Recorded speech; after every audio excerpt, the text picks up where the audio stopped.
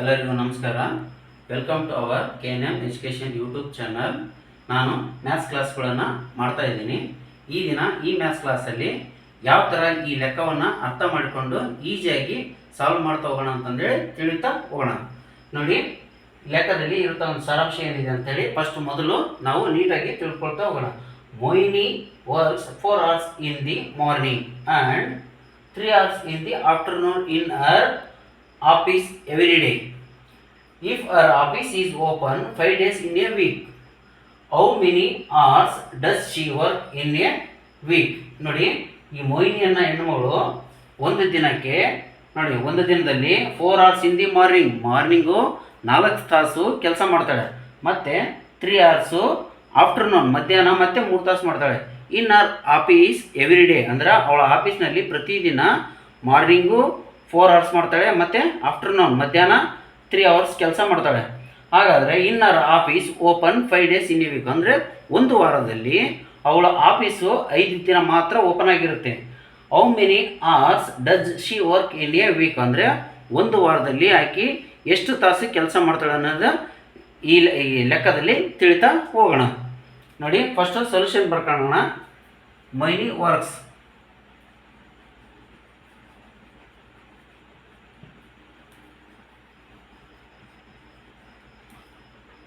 Morning,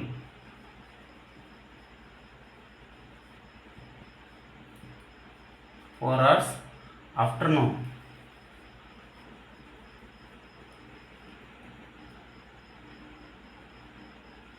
3 hours. ಆಯಿತಾ? ನೋಡಿ, ವಾರದಲ್ಲಿ ಒಂದು ವಾರಕ್ಕೆ 5 ದಿನ. How many days?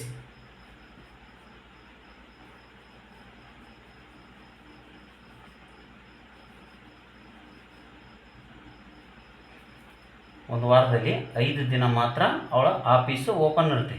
ಏನಿಲ್ಲ, ಸಿಂಪಲ್ಲಾಗಿ ನೋಡಿ, ನಾವು ಲೆಕ್ಕನ ಎಷ್ಟು ಈಸಿಯಾಗಿ ನಾವು ಅರ್ಥ ಮಾಡ್ಕೊತೀವಿ ಅಂದರೆ ಇಷ್ಟು ನೀಟಾಗಿ ಅರ್ಥ ಮಾಡ್ಕೊತೀವಿ ಅಷ್ಟು ಈಸಿಯಾಗಿ ನಮಗೆ ಲೆಕ್ಕ ಆನ್ಸರು ಈಸಿಯಾಗಿ ಅಷ್ಟೇ ಬರ್ತೈತಿ.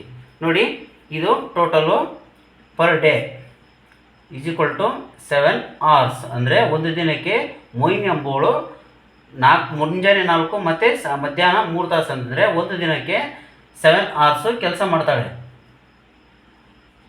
7 hours ಕೆಲಸ ಮಾಡಿದರೆ ಒಂದು ವಾರದಲ್ಲಿ 5 ದಿನ ಮಾತ್ರ ಅಂದರೆ ವಾರಕ್ಕೆ 5 ದಿನ ಮಾತ್ರ ಅವಳ ಆಫೀಸು ಓಪನ್ ಇರ್ತೈತಿ. ಏನಿಲ್ಲ ನೋಡಿ, hours into days,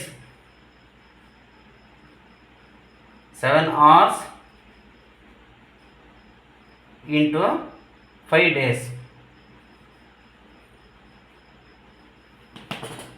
is equal to 7 5 35 35 ತಾಸು ವಾರದಲ್ಲಿ ಅವಳು ಕೆಲಸ ಮಾಡ್ತಾಳೆ.